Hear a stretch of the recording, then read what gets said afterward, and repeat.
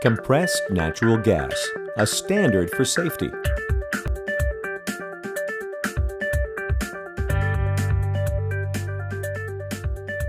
There are over 250 million registered motor vehicles in the U.S., using over 450 million gallons of fuel each day. Almost 50% of that fuel is imported, which greatly impacts our balance of trade and energy security. Newer vehicle designs may have increased fuel efficiency and reduced emissions, but use of natural gas as an alternative fuel further reduces the emissions while reducing oil imports with a plentiful, less expensive domestic fuel. Within the last few years, the proven reserves of natural gas in the United States has increased to over 100 years. The use of improved technology in horizontal drilling and hydraulic fracturing has led to natural gas recovery from tight shale gas formations. Natural gas is delivered by existing natural gas pipelines across the U.S. to over 70 million homes and businesses for heating, cooking, and manufacturing processes. These same pipelines can deliver natural gas directly to fueling stations where the gas is compressed and delivered to compressed natural gas vehicles. This new abundance of natural gas has led to a reduction in cost, providing vehicle owners a 30 to 60% reduction in fuel cost. There are over 100 makes, models, and engine families of CNG vehicles available and in service in the U.S. today. These range from light-duty sedans, vans, SUVs, and pickup trucks to medium-duty commercial trucks and vans of all types to heavy-duty waste haulers, transit buses, street sweepers, dump trucks, short-haul delivery trucks, yard hustlers, and long-haul tractors in interstate commerce. These vehicles are available directly from the original equipment manufacturer, small volume manufacturer, and qualified vehicle modifiers.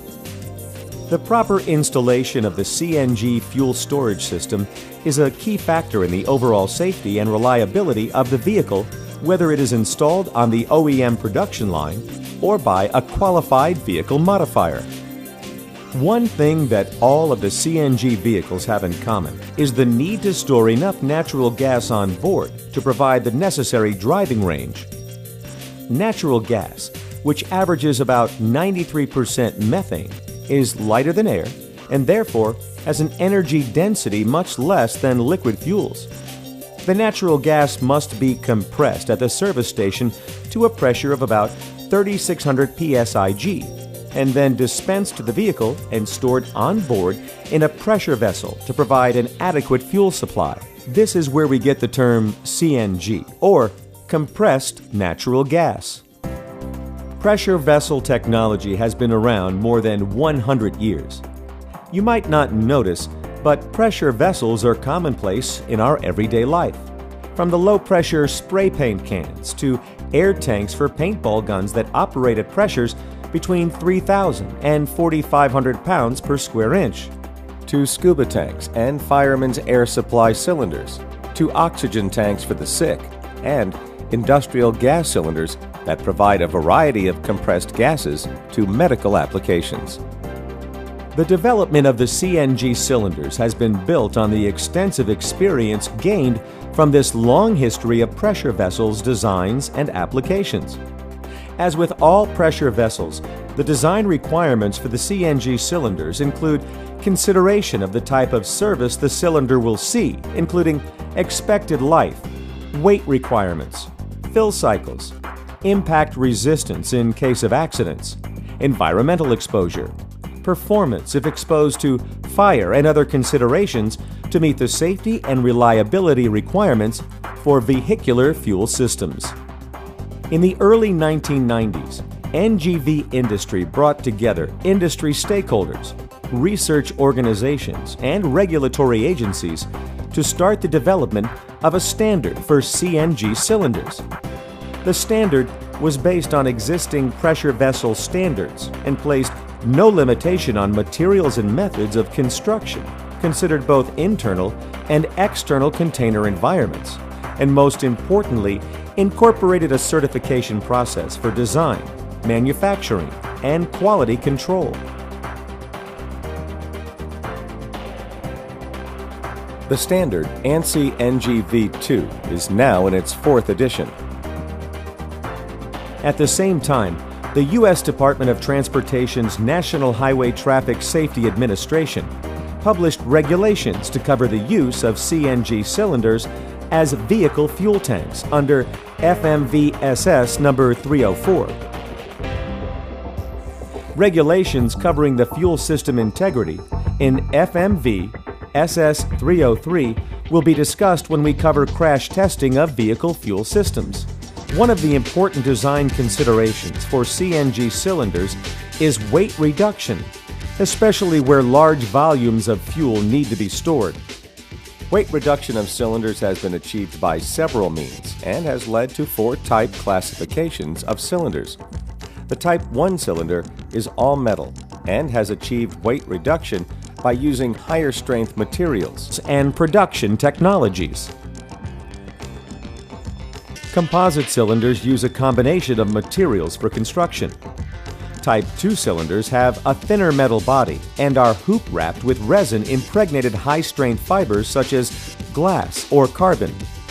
The Type 3 cylinder uses a thin metal cylinder and is fully wrapped, including the dome ends, with the same high-strength fibers and resin. A Type 4 cylinder uses a non-metallic liner and is fully wrapped with resin-impregnated fibers that can take the full stress of its compressed gas. As we stated earlier, the pressure vessel or cylinder standards were originally developed for industrial gas cylinders, not specifically for NGV applications, and they included production tests such as hydrostatic test and leak test of each cylinder and batch tests such as burst test, cycle test, and coating thickness and adhesion test. Many of those tests have been carried forward to NGV applications. Additional design qualification tests were added to address specific NGV conditions, including ambient cycling test, environmental test, extreme temperature cycling, hydrostatic burst test, composite flaw tolerance test, drop test, bonfire test, penetration test, accelerated stress rupture test, permeation test, natural gas cycling test, and the leak before brake test. The bonfire test is essentially a fire test that replicates a vehicle fire.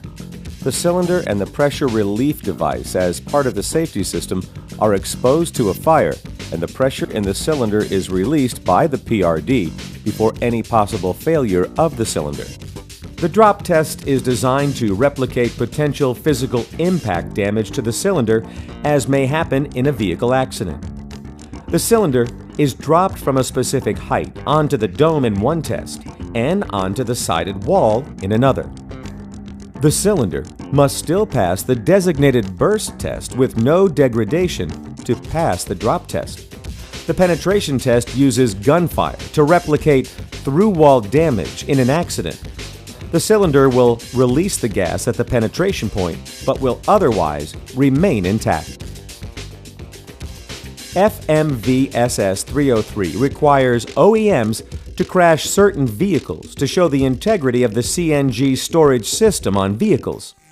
In this video, a crash test for a school bus involves an approved moving contoured barrier impacting the side of a CNG school bus at about 29 miles per hour.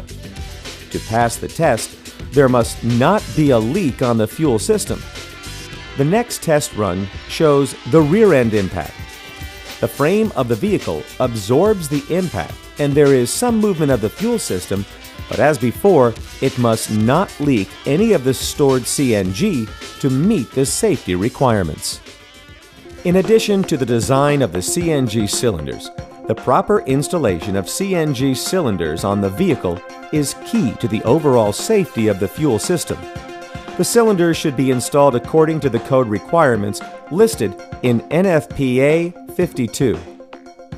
Since CNG cylinders may require additional space on a vehicle, selecting the best location, mounting the CNG cylinder with cylinder manufacturer-approved brackets and adding shielding as necessary requires different designs according to the type of vehicle and its operational requirements.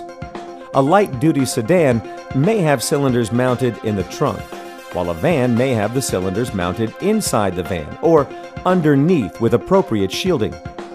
A pickup truck can have a larger cylinder mounted in the truck bed under a protective cover. Larger trucks can have the CNG cylinders mounted behind the cab or mounted as saddle tanks that are a typical location for diesel tanks. Some vehicles, such as waste haulers, will mount the tanks on the roof similar to transit buses. Consideration is given to purpose-built shielding to protect the cylinders from exposure to external damage. The code also requires that the CNG cylinder and the fueling receptacle be labeled with the inspection and end-of-life dates of the cylinders. The NFPA 52 code requires that each cylinder be inspected periodically for any damage to ensure continued safe operation. The cylinder inspector should be trained and certified to perform the inspections by CSA standards or by the cylinder manufacturer. The inspection is primarily a visual inspection for any deterioration or damage to the cylinder. As per the codes and the cylinder manufacturer's recommendations, any cylinder found to be damaged should be removed from service and decommissioned in the same manner as cylinders should be at the end of their life. Each CNG cylinder has a label affixed that state that the cylinder should not be used after a specific date. That date is referred to as the end-of-life date. As required, each vehicle should also have a label at the fueling receptacle that indicates the same end-of-life date. Once the cylinder has reached its end-of-life date, it must be removed from service, decommissioned, and properly disposed of. There are several steps that should be taken to safely dispose of the cylinder. First, the cylinder should be defueled as per the manufacturer's instructions, and then the cylinder valve should be removed following the cylinder or valve manufacturer's instructions. Care must be taken to ensure that the cylinder is completely depressurized prior to removing the valve. The cylinder should then be purged with nitrogen gas and the interior of the cylinder checked with a flammable gas detector to ensure that no combustible gas mixture is present. The next step is to make the cylinder unusable as per the cylinder manufacturer's instructions. In the case shown here, 2 1/2-inch holes are drilled through the sidewall at the cylinder label for ease of verification. The cylinder can then be safely transported to a scrap yard for disposal. The safety record of CNG vehicles has been exemplary. CNG fuel systems and cylinders, when designed, manufactured, installed, and maintained by the existing codes and standards, have a history of safe and reliable operation for their expected life. There are well over 130,000 natural gas vehicles operating in the U.S. today. With the expected continuation and the price differential between natural gas and liquid fuels, there will be accelerated growth in the use of natural gas vehicles in the years to come. The safe and reliable compressed natural gas cylinder is an important part of this transformation to natural gas as a vehicle fuel.